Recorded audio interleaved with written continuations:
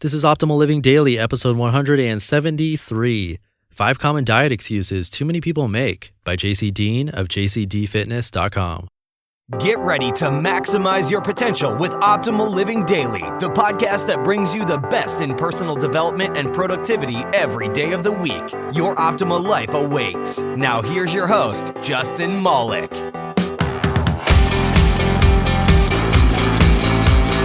Hello, and welcome to the Optimal Living Daily podcast.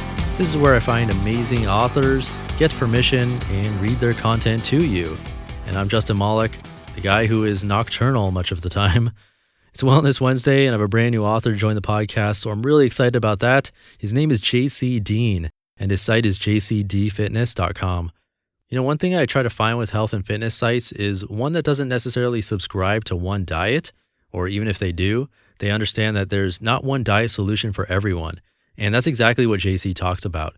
His philosophy is that just because something works for one person, it might not work equally well for you or anyone else.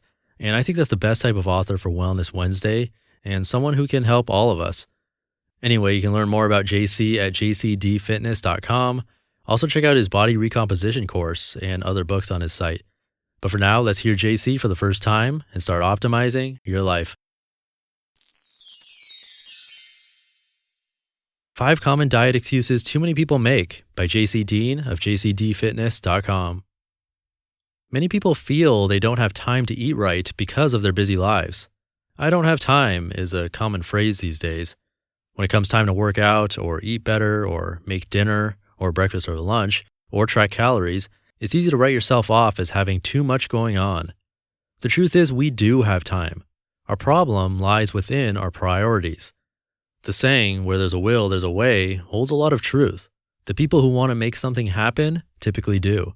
But instead of me giving you an earful of existential reasoning as to why you're not cutting the mustard and choosing to not have the time, I'm going to show you how to buy some time back and make your fat loss diet much easier on yourself. To address all these concerns, we'll look at each excuse individually. Excuse number 1. I don't have time to cook every day. Easy. Plan ahead by cooking enough for the next day or cook for the entire week. One of the best ways to ensure you hit your macro targets is to have a plan. When I used to work at the call center, I would cook my dinner at night and then make some extra for lunch the next day. In the mornings, I would make a smoothie with protein powder, milk, and bananas to cover my breakfast. This way, breakfast, lunch, and dinner were always covered. Dinner most always served as my post-workout meal. Make sure each meal has protein, carbs, and fat in it. The How Much Protein Do I Need article is a good place to start for determining protein intake needs. Excuse number 2. I don't know how to cook. Learn. Teach yourself. YouTube has tons of easy tutorials on how to cook various dishes.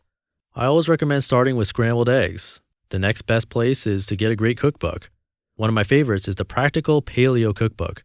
Note, I am not a paleo zealot, but this is a great cookbook for cooking great meals with whole food ingredients. Don't pay attention to all the paleo diet ideas, and for the love of your physique, don't buy into their low-carb dogma. Alternatively, take a local cooking class. There are many happening all over the country all the time. Heck, even when I was living in Thailand, we had plenty of cooking class options if we wanted to participate. A quick internet search will do the trick. Excuse number 3. There's too much social pressure to eat and drink heavily. There is a lot of pressure, especially in America, to go celebrate with lots of food and drinks. I'm not going to tell you to cut that out completely, but if you're serious about your fat loss and physique goals, then something has to give. At first, learning to set some limits for nights out is a good idea. For instance, if you declare you'll stop at 3 drinks, then stop at 3. If you know you have a big party with lots of finger foods and craft tequila to binge on, make sure you skimp on the food earlier in the day and make room for the calorie bomb later. You could even plan to work out earlier to create somewhat of a sink.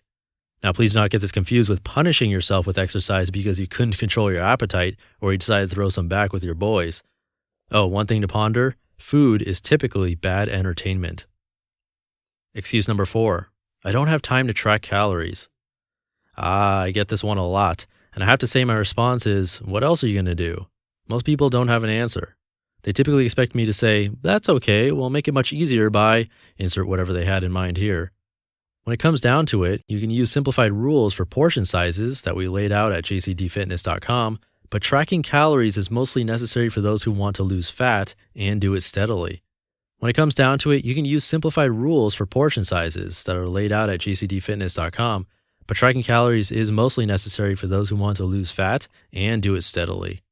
Without a plan of attack, you're left guessing. When you guess, you usually get frustrated. When you're frustrated, you're stressed, and when you're stressed, your body fights back. Excuse number 5, I never know what to eat on a daily basis. Oh, this is easy. First, determine 3 or 4 healthy meals and 3 or 4 snacks you can have consistently. Second, have them very, very often. Do it uniformly. When you already know your diet ahead of time, it's really hard to mess it up. We cover uniform eating in the meal plan article.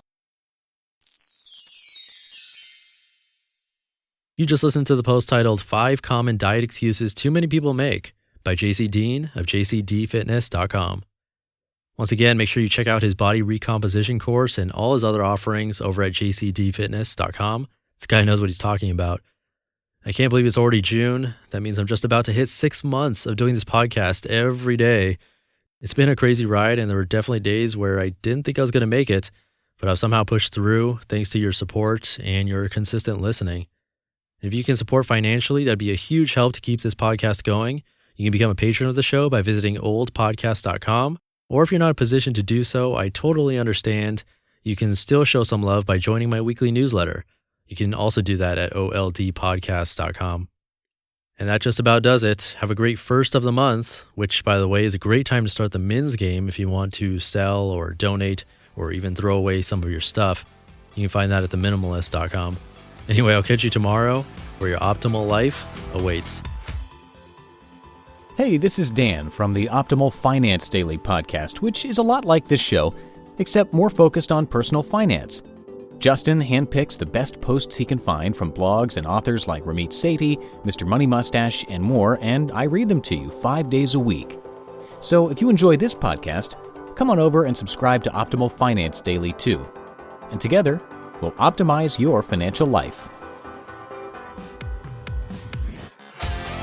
You've been listening to Optimal Living Daily. Be sure to hit the subscribe button to stay up to date on each new episode and head to oldpodcast.com. That's oldpodcast.com for a free gift as well as more actionable tips and resources to help you maximize your potential. Thanks for joining us, and remember, your optimal life awaits.